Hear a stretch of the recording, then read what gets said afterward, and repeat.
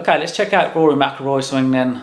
In this first video we're looking at the takeaway, and I want to show it you in 3D. This is the most accurate information you're going to get on the planet. This is the best system in the world as well. It's got the world's best players in here, it's got thousands of amateur golfers, and I'm able to just give you the information over a lot more accurate than ever before. So it's really important to understand the swing, have a concept of what you're trying to do, because then you're going to play better golf. Right, so the first thing we're going to look at is this number here, which is on 0. This is pelvis sway. Okay, here's the center of the pelvis, so it's perfectly centered at the moment. When Rory takes the club away from the ball, what we're going to see is that number start to increase a little bit, because he does shift off the ball laterally a little bit, so he's moving sideways towards his right side this way. Okay, so the maximum he moves is 1.6 inches, and that's tiny. I mean, that's like that probably. So what's interesting now, as he continues to take the club back, bear in mind he's only probably took it back about a foot or a foot and a half, is that number reduces. So now it's going to start to come down, so that means that the pelvis is now moving back towards where it started, or back towards the target.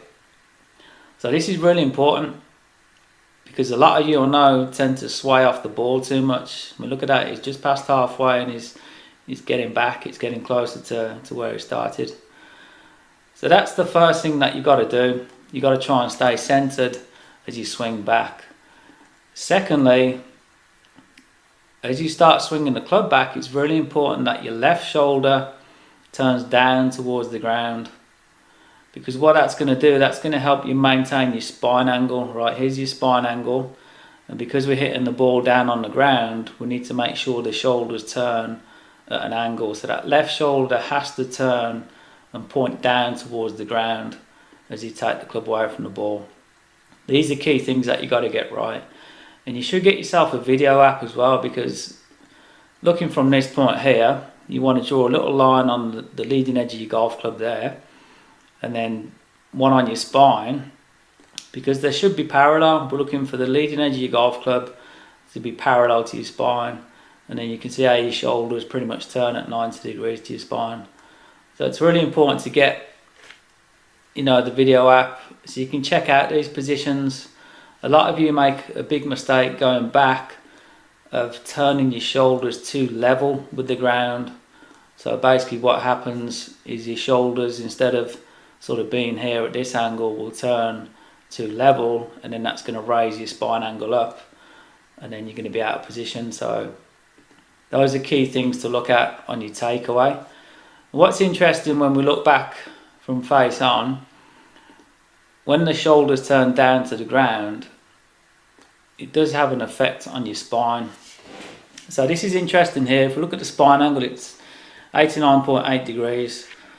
I know a lot of you will tend to lean back a lot more than that, because your right hand's below your left shoulder's higher than your right. And you tend to sort of exaggerate your spine tilt on your setup, so you'll be a little bit too far back.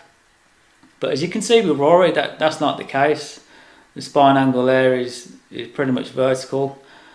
And what's interesting is he takes the club into the backswing. When he makes that little shift off the ball, that little 1.6 inch shift, your spine angle does increase a little bit just away from the target, so it does tilt away a little bit more, but it's only 1 degree, it's not a lot. But once he's finished that shift off the ball, you'll notice how his spine is now coming back the other way, so his spine angle is actually now tilting towards the target. Now this is a really important part to get right, because it will make you strike the ball so much better, so much more solid. Your spine angle tilts towards the target as you go into your backswing. And again, I know you've been told the opposite, you got to keep behind the ball and keep your spine tilted back, but that isn't the case. And I've got a lot of evidence on this system that will show you what you need to be looking to do, and it's easier on your body, it's easier on your swing. If you're not doing these moves, you're gonna cause injuries, and you're gonna find it more difficult to swing with efficiency, and that's all we're trying to do, really. So those are the key points that we need to look at in the takeaway.